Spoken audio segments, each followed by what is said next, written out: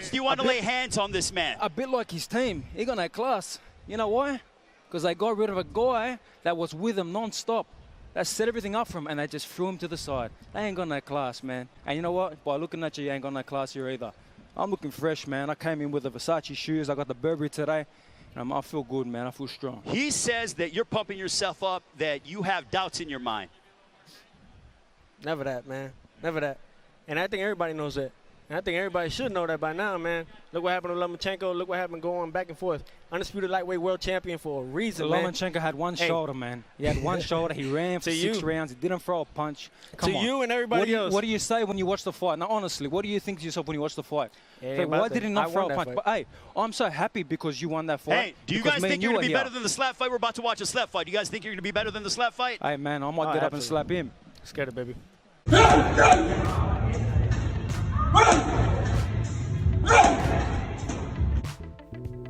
Breaking news came out by ESPN that the IBF ruled on Monday that Triller must host the unification bout between Teofimo Lopez and George Kambosos at a place that does not require quarantine, which means Australia is no longer an option. In response to this news, Triller co-founder Ryan had this to say, quote, "At the end of the day, we still don't think that George has to be the one that's inconvenienced." He added that he would be exploring Las Vegas as a potential site for the fight.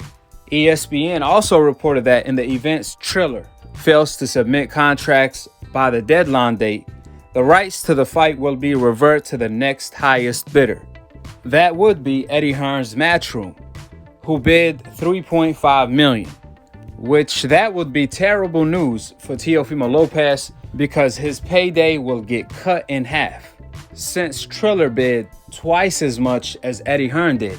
More importantly, after seeing all of this drama and how much Triller lost investing in Teofimo Lopez, who knows? Eddie might not want to do the fight as well, which means we back at square one with Top Rank staging the fight for the $2.35 million bid that they placed. So much for the takeover. Sounds like Teofimo not going nowhere Lopez. Better hope and pray that Triller don't pass on staging the fight to the second or third highest bidder.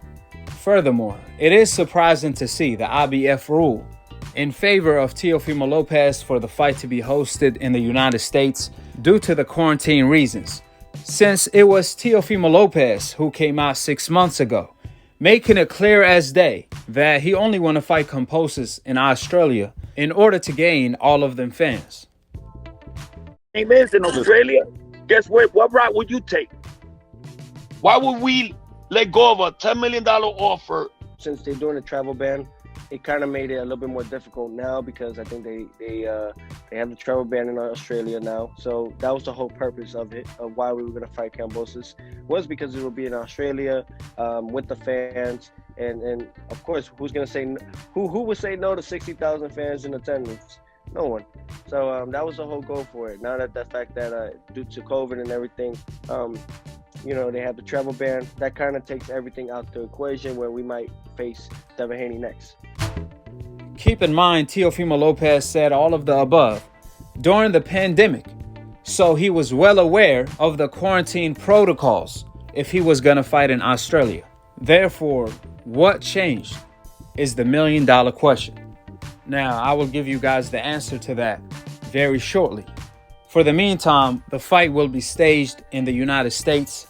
Now, you hear old media and Teofimo fans defend Teo for selling no tickets and having no star power in the United States by claiming Kambosos doesn't have a name. That's why Teofimo Lopez sold no tickets whatsoever. But ironically, Teofimo Lopez has no name in Australia either. Nevertheless, Kambosos was guaranteed to sell out the entire arena of whatever capacity with his name alone, which is my point exactly.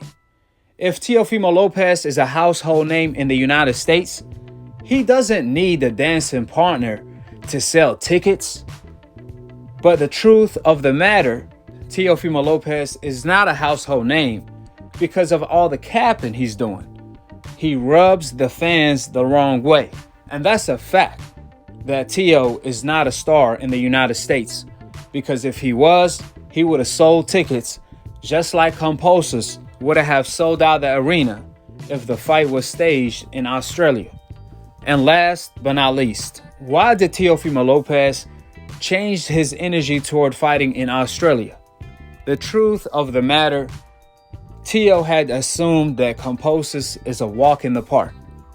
He thought he was going to walk through Kambosos till Kambosos put doubts in his head of pure confidence and not being intimidated. Now you hear Teo trying his best to leverage every advantage on his side. The reality of the matter, if Teo truly believed he was going to KO Kambosos in 3 rounds, he wouldn't care if he fought Kambosos on the moon, let alone in Australia. But instead, Teo is blaming the fact and the truth that he is not undisputed on the reason why he don't want to fight in Australia, just to show that Teo is not even trying to make sense anymore. With the facts being laid out, me personally, I don't care where the fight is hosted. I just want to see the fight. It's been long overdue, and I'm tired of hearing all of these excuses. But here is what Kambosos had to say about Teo. Subscribe and click on the notification bell, and to be continued on the next episode of Akhi, Akhi TV. There's no quitting me. But we have seen this kid quit. We have seen him in sparring sessions, been put down multiple times. I've got a lot of footage, which I might expose today. I might show some footage of him getting dropped again, which no one has ever seen. So he's a quitter. Once a quitter, always a quitter. And you saw it against that kid where he put him on his ass. They came back again, then he quit again. So if you've got that quit already inside you, it's gonna show again. When the time gets tough and the going gets tough, it will come out again. And June 19th, he's gonna feel it. Nakatani fight, so many holes. And we talk about the power against two. All right, he caught Komi with a good shot, but what power did he really show in the Lomachenko fight? What power did he show in the Nakatani fight? And yeah, he's showing power against sea-level guys. It's a whole different breed. And this is my home. I've been training here. This is where I've been. You know, I know Miami inside out now. This is my home. He's coming to my backyard. Like I said, supposedly he was born in Brooklyn. I don't know if that's real facts, but he's not from Brooklyn.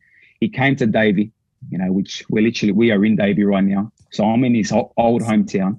And I've been leaving my mark in his old hometown. And all of a sudden he moves and goes somewhere else. So really, he doesn't represent anywhere. I represent here, Miami. I'm representing Brooklyn. I'm representing Sydney, Australia. I'm representing all the Greek people. I've got the whole world behind me. He's a fraud. He's a fugazi. He's got no home. He's a gypsy. He travels. And we've seen him, man. This kid's got no loyalty, no class. And, you know, like I've been saying, he's a fake. And he'll get exposed June 19th.